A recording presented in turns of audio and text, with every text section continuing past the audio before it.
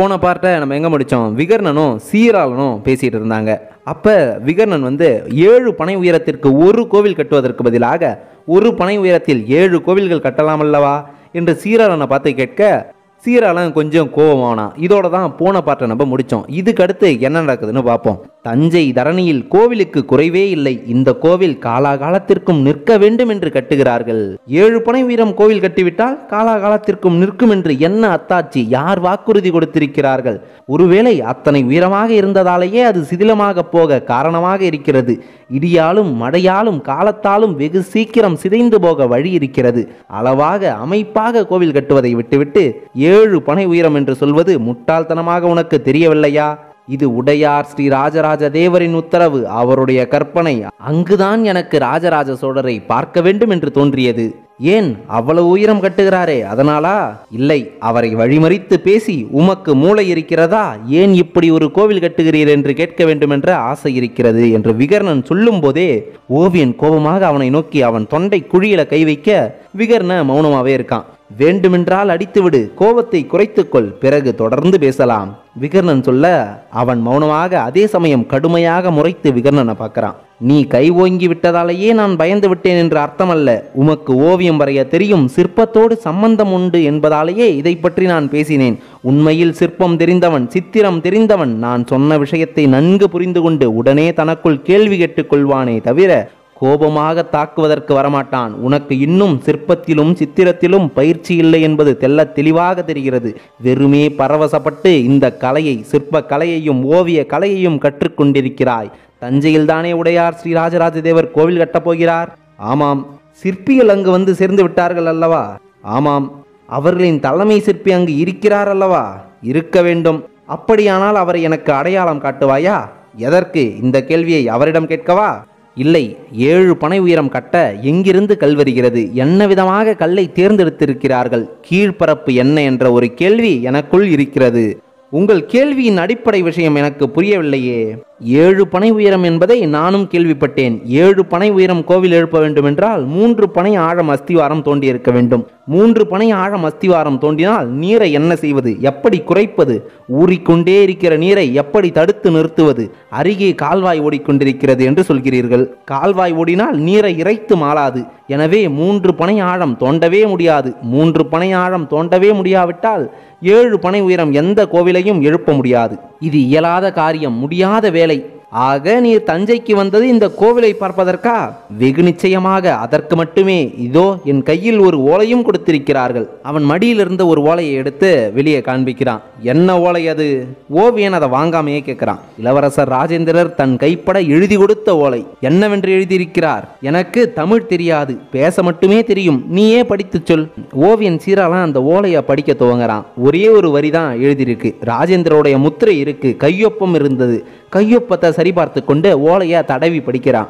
இவன் விகர்ணன், ராஷ்டிர கூட சிற்பி, உபயோகப்படுத்தி கொள்ளவும். இது என் எழுத்து ராஜேந்திரன் என்று மிக சுத்தமாக எழுதப்பட்டிருக்கு.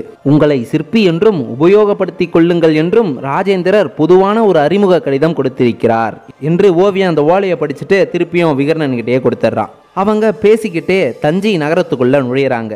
அவர்கள் நகரத்தின் வாசலுக்கு வந்தார்கள். நகரத்தின் ஊடே நடத்தி செல்லப்பட்டார்கள். பொதுமக்கள் திரளாக வேடிக்கை பார்க்க துவங்கினார்கள். நிறைய பெண்கள் மாடத்திலும் வீட்டு வாசலிலும் திண்ணை மீது மேறிக்கொண்டு வருபவர்களை வேடிக்கை பார்த்தார்கள். தஞ்சை நகரத்து பெண்கள் அழகானவர்கள், கவர்ச்சியாய் உடுத்தக்கூடியவர்கள், எப்பொழுதும் அலங்கார பூஷணியாய் இருப்பவர்கள், ஆண்களை கவரும் வித்தைகளை தெரிந்தவர்கள், நிறைய அணிகலன்களோடும் பட்டாடைகளோடும் தலை பின்னல்களோடும் பூக்களோடும் வாசனைகளோடும் வெற்றிலை போட்ட சிவந்த சாரோடும் கையில் குலுங்கும் வளையல்களோடும் காலில் தண்டைகளோடும் மேலாடை நழுவி நிற்க வந்த வீரர்களை வியப்போடு அந்த பெண்கள் பார்த்துக்கிட்டு இருக்காங்க. மாலை மங்கி மழை மேகங்கள் திரண்டு பூமியை மேலும் இருட்டாக்கி கொண்டிருக்கிற நேரத்தில் சாளுக்கிய வீரர்கள் உள்ளே நுழையிறாங்க. பிறந்த தினத்திலிருந்து தஞ்சை தஞ்சை என்று சோழ மன்னனை பற்றியும் தஞ்சை மண்ணை பற்றியும் எத்தனையோ விதமாக கேள்விப்பட்டு கொண்டிருந்த வாசகங்கள் எல்லாம் அந்த சாளுக்கிய வீரர்களின் காதுகளில் ரிங்கரித்தன. எல்லோர் கண்களும் தஞ்சையை ஆவலுடன் விழுங்கின. மேலை சாளுக்கிய தேசத்தில் நகரங்கள் உண்டு, பெரிய கோட்டைகள் உண்டு, உயர்ந்த மாட மாளிகைகள் உண்டு. ஆனால் இத்தனை சீராகவும் நேராகவும் உறுதியாகவும் எடுப்பாகவும் கவர்ச்சியாகவும் ஒரு நகரம் அமைந்திருக்குமா என்று அவர்கள் ஆச்சரியப்பட்டார்கள். அநேகமாய் எல்லா மாட மாளிகைகளிலும் சோழ தேசத்தின் புலிக்கொடி பறந்து கொண்டிருந்தது. மஞ்சள் நிறக்கொடியில் சிகப்பு நிறத்தில் புலி எழுதப்பட்டிருந்தது. பலர் வீட்டு வாசலில் வேப்ப மரம் வளர்த்து வைத்திருந்தார்கள். அந்த வேப்ப மரத்திற்கு மாலை போட்டு மஞ்சள் குங்குமம் அபிஷேகம் செய்திருந்தார்கள். வீட்டு திண்ணையை ஒட்டிய சுவரில் காவல் தெய்வங்கள் படமும் நடுநாயகமாக உடையார் ஸ்ரீ ராஜராஜ தேவர் படமும் வரைந்திருந்தார்கள். ஒரு வீட்டு வாசலில் சுந்தர சோழருடைய சிலை இருந்தது. அதற்கெதிரே அணையாத தீபம் ஒன்று எரிந்து கொண்டிருந்தது. இதையெல்லாம் மேலை சாளுக்கிய வீரர்கள் பார்த்து கொண்டே போய்கிட்டு இருக்காங்க. அப்போ ஒரு பெரியவர், இளவரசர் கைது செய்தது பல 100,000 பேர், எஞ்சியவர்களே இங்கு வந்திருக்கிறார்கள். எஞ்சியவர்களே இத்தனை கூட்டம் என்றால் இளவரசர் எப்பேற்பட்ட படையை ஜெயித்திருப்பார் என்று யோசித்து பாருங்கள் என்று சொல்ல மற்ற பெண்கள் கரகோஷம் செய்யறாங்க. மேலை சாளுக்கிய வீரர்களுக்கு இந்த காட்சி புதுமையாக இருக்கு. அழகான பெண்களை பார்த்து வெகு நாளாயிற்று. திருவொற்றியூரில் தனி இடத்தில் அடைக்கப்பட்டிருந்ததால் பெண்கள் தரிசனம் எதர்ச்சியாக தான் கிடைத்தது. கடற்கரைக்கு வரும் பரதவ பெண்களை தவிர வேறு பெண்களை பார்க்க முடியவில்லை. அந்த வீரர்களை வெறுப்பேற்றுவதற்காகவே பரதவ பெண்கள் முன்னும் பின்னும் நடைபோடுவார்கள். கைது செய்யப்பட்ட வீரர்கள் சவுக்கு கட்டைகள் இடுக்கு வழியாக உரத்து கத்தி தங்கள் வேகத்தை குறைத்துக் கொள்வார்கள். இங்கு அப்படி கத்த முடியவில்லை. ஆனால் கத்துகின்ற எண்ணம் தொண்டைக்குழி வரை வந்து அடைத்து நின்றது. பெண்கள் மிக அழகாக இருந்தார்கள். தலையலங்காரமும் முக அலங்காரமும் உடை அலங்காரமும் கொள்ளை கொண்டன. கையில் பிரம்பு வைத்து நிற்கின்ற அதிகாரிச்சிகள், பூக்கூடை வைத்திருக்கின்ற சேடி பெண்கள், மருதாணியும் சந்தன குழம்பும் தடவி கையை காற்றிலே ஆற வைத்திருக்கும் இளவரசிகள், அரச குல பெண்கள் என்று பலரையும் பார்த்து வியந்து போனார்கள். இருவரது பார்வையிலும் பரஸ்பரம் ஒரு ஈர்ப்பும் ஒரு எதிர்ப்பும் வினோதமான ஒரு கலவையாக இருந்தது. 2 வீடுகளுக்கு ஒரு இடைவெளி விட்டு மாளிகைகள் கட்டப்பட்டிருந்தன. ஒரு குதிரை போகும் அந்த சந்திலிருந்து பெரிய ஓலம் ஒன்று கேட்டது. ஒரு மூதாட்டி ஓடி வந்தாள். அவள் கையில் மிகப்பெரிய கத்தி இருந்தது. சாளுக்கிய வீரர்களில் முதல் வரிசையில் வந்தவனை பார்த்து அவள் மிக வேகத்தோடு முன்னேறினாள். வேகமாக வாளை சுழற்றினாள். வாளை சுழற்றி பழக்கப்பட்டவள் போல இருந்தது.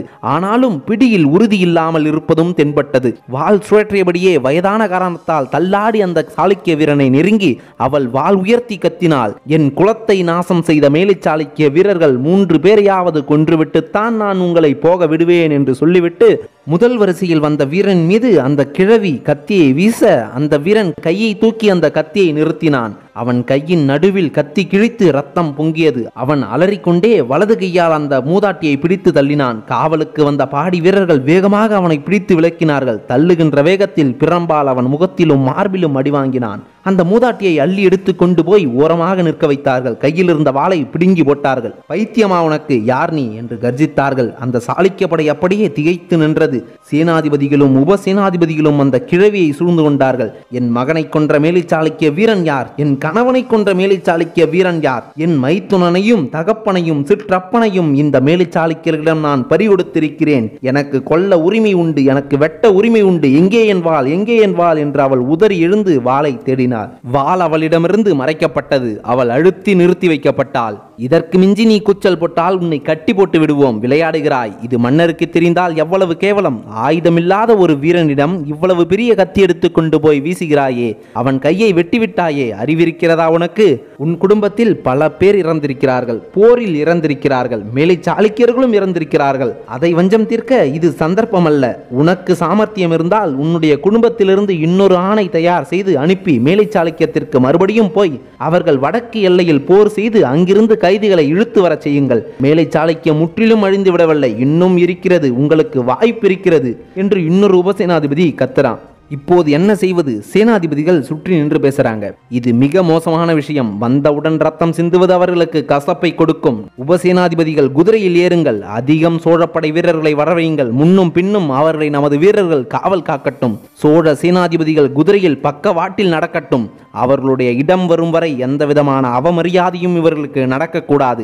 எங்கே அந்த அடிபட்ட வீரன்? அவனை உடனடியாக ஒரு சிறு தேரில் அமர்த்தி ஆதுர சாலைக்கு எடுத்து போங்கள். அரச குடும்பத்திற்கு என்ன விதமான வைத்தியம் உண்டோ அதை அவனுக்கு செய்யுங்கள் என்று சேனாதிபதி கட்டளையிட, இந்த கிழவியை என்ன செய்வது என்று உபசேனாதிபதி கேட்கிறான்.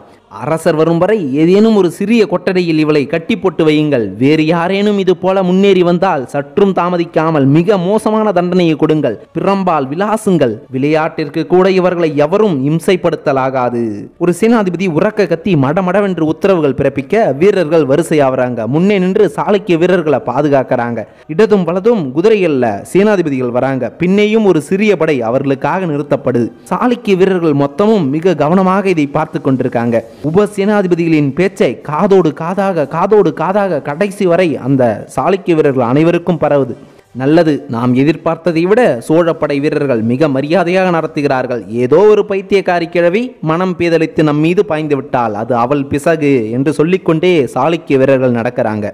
வடக்குல இருந்து கிழக்கு பக்க வீதியில நடந்து தெற்கு நோக்கி நகர்றாங்க. தெற்குல மிகப்பெரிய தென்னந்தோப்பு இருக்கு. அந்த தென்னந்தோப்புக்குள்ள நுழையிறாங்க. சோழ வீரர்கள் விலகி கொள்ள என்ன என்று திகைக்கிறாங்க. உங்களில் யாரேனும் ஒருவனை நீங்கள் தலைவனாக தேர்ந்தெடுத்துக் கொள்ள வேண்டும். 3 பேரை உப தலைவராக தேர்ந்தெடுத்துக் கொள்ள வேண்டும். உங்களுக்கு இருப்பிடம் இதுவே.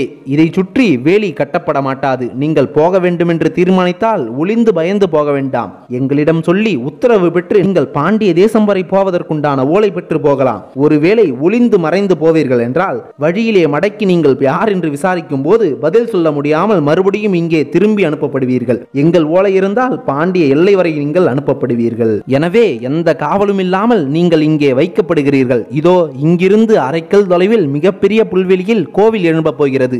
அந்த புல்வெளிக்கு அப்பால் உள்ள இடத்தில் சிற்பிகள் தங்கியிருக்கிறார்கள். 2 நாட்கள் நன்கு ஓய்வெடுத்துக் கொள்ளுங்கள். இன்னும் சற்று நேரத்தில் சுட சுட அரிசி சோறும் கதம்ப குழம்பும் கத்திரிக்காய் கறியும் உங்களுக்கு பரிமாறப்படும்.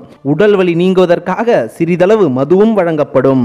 உடம்பு முடியாதவர்களுக்கு, ஜுரம் அல்லது வேறு ஏதேனும் உபாதை இருக்கிறவர்களுக்கு இங்கு ஆதுர சாலை இருக்கிறது. காவலுக்காக இங்கே 16 வீரர்கள் நிறுத்தி வைக்கப்படுவார்கள். உங்களுக்கு தேவையானவற்றை அந்த வீரர்களிடம் தெரிவித்தால் அவர்கள் உடனடியாக நிறைவேற்றி தருவார்கள். சாளுக்கிய வீரர்களே, தெல்ல தெளிவாக உங்களிடம் ஒன்று சொல்லிக் கொள்கிறேன். நீங்கள் கைதிகள் அல்ல.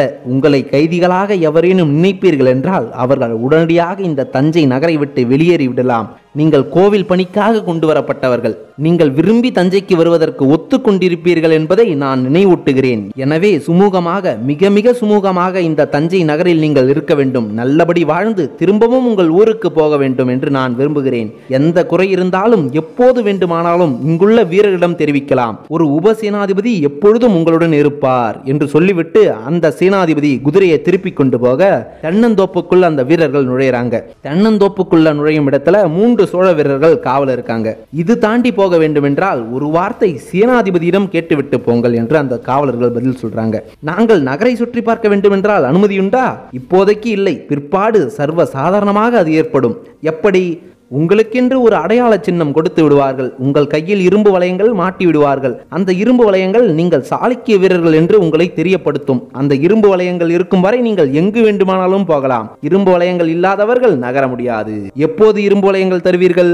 இன்னும் 2 அல்லது 3 நாட்களில் தரப்படும். உங்களில் வெகு சிலருக்கே முதலில் இரும்பு வளையங்கள் தரப்படும். பிறகு உங்கள் நடவடிக்கைகளை பார்த்து கொண்டு மற்றவருக்கும் வழங்கப்படும்.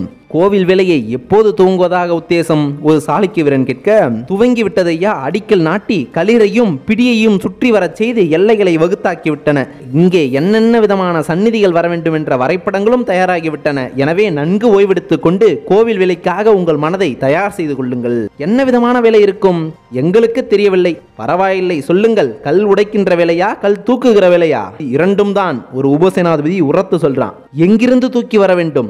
உங்கள் வேலையை எளிதாக பல ஏற்பாடுகள் நடைபெற்றுக் கொண்டிருக்கின்றன. மிகப்பெரிய தேர் அடிப்பாகங்களை உருவாக்கி கொண்டிருக்கிறார்கள். 6 அல்லது 8 சக்கரங்கள் பொருத்திய வண்டியில் கருங்கற்களை வைத்து இழுத்து வருவதற்கு ஏற்பாடுகள் செய்திருக்கிறார்கள்.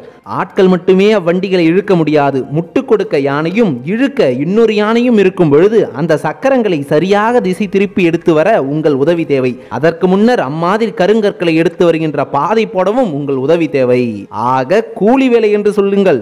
உண்மை, உங்களோடு தோளோடு தோளாக சோழ வீரர்களும் இருப்பார்கள். இது அரசருக்கு செய்கின்ற கூலி அல்ல, சோழ தேசத்திற்கு கொடுக்கின்ற கூலி அல்ல, இறைவனுக்காக நீங்கள் செய்கிற கூலி, தென்னாடுடைய சிவனுக்கு செய்கின்ற வேலை. மறுபடியும் சொல்கிறோம், இஷ்டம் இருப்பின் இருக்கலாம், இல்லையெனில் போகலாம். நான் போக விரும்புகிறேன். ஒருவன் உரத்து கத்துறான்.